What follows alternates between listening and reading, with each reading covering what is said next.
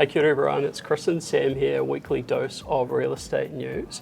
So Sam, how's life today? Pretty good, yeah. That's good, yeah, same here. So mate, let's get into it. First up, we had a little bit about house price expectations from the major banks. Yeah, so a couple of the major banks have recently announced that they've lowered their house price expectations. So both ANZ and BNZ revised their forecasts down from what they previously had. So BNZ is now forecasting a 2 to 4% lift over the next calendar year, which has reduced from previously a 5 to 7% lift. So slightly lower, and I think that's a bit to do with the current market conditions right now, with interest rates coming down, which is helping activity, but not so much on the price side. Yep. Yeah. Yeah, and it seems to be that previously they banked quite a bit on interest rates coming down, right? And they're like, sweet, that's going to boost the market straight away, but I think maybe didn't quite factor in that supply of homes for sale. So interesting, they're starting to converge onto what we've been saying for the past couple of months, which is all good. And then, Sam, we also had an interesting thing out of Rabobank around wealth transfer in NZ agriculture, so I guess into that rural space. Yeah, so this is quite interesting. They put out a white paper called Changing of the Guard, and in that they found that more than half of New Zealand farmers and orchard owners will reach retirement age within the next 10 years. And they, I guess, ran a survey, and about 1/3 of farmers have a formal succession plan and 50% have no plans. And this is pretty significant because it worked out that it's an estimated $150 billion in assets that will be transferred over the next 10 years. So yeah, quite a big deal. And another interesting thing there is that 1/3 of their farmers intend to pass the farm on to their children, so kind of that intergenerational transfer, but 39% actually report having no children interested in farming, so you might get a farm if you're not interested. Yeah, it's quite hard, eh? Like, you'd have to assume that of that 150 billion, probably a reasonable number actually just end up getting sold, right, to other farming families. But you're kind of worrying when you've got potentially no succession plans on what's quite a valuable asset for the family. Yeah. Yeah, crazy. Oh, that's interesting. And then next up, we've got a sales snapshot for the week. So these are recent auction sales from across our network. And what's our theme this week, Sam? A very futuristic theme. It's green homes. So Yeah, cool. some homes that feature some sustainability features.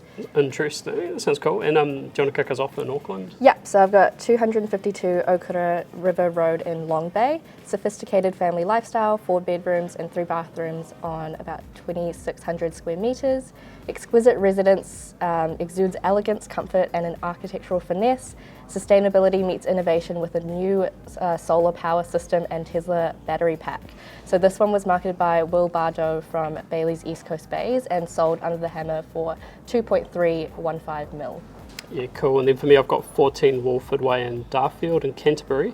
Sophisticated lifestyle oasis, 4-bed, 2-bath on 4,800 square metres.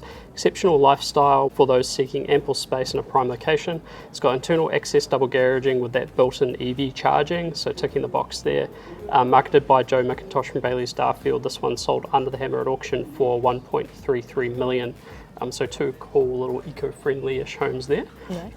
Yeah, next up, going offshore, so a little bit of an interesting video from the past week. So this is from CNBC looking at why Americans fell out of love with the hotel minibar. Oh, wow. And I'm looking at trends in hotel minibars, a couple of interesting things along the way. So talked about how in 1974, Hilton Hong Kong put in the first minibars, and what they were trying to do was basically replicate the flight experience where people would get like little bottles of alcohol on a plane.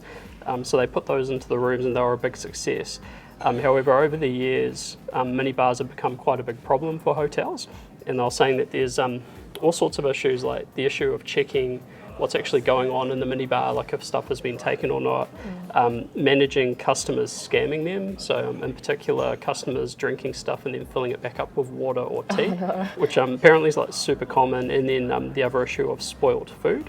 And so they're saying that there's actually an increasing trend towards removing them out of hotel rooms and instead putting food offerings into the lobbies, which kind of fits into that wider idea of kind of creating a third place outside of the hotel room. Interesting. Yeah, so good little video there if you want to get a little bit of intel on that. We'll link it in the description.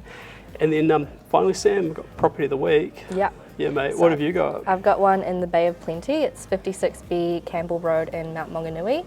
architectural elegance and effortless everyday living. It's a 4-bedroom, 2-bathroom home on 427 square metres. Designed by Brendan Gordon Architects, delivers luxury, comfort and clever design.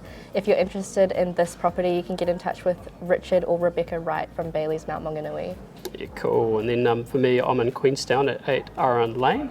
Jack's Point Architectural Retreat, 4 beds, 3 baths on 1,000 square metres, expertly crafted by Mason & Wales. It's got a guest wing with its own private entrance. I've actually been to this house and it's mint, so well worth checking out. You can contact Sarah McBride or Serena Glass from Bayleys Frankton. With that said, we'll wrap it up here, so thanks very much then. Cool, and thanks Chris. Sweet, and we'll see you soon. Ciao. See ya.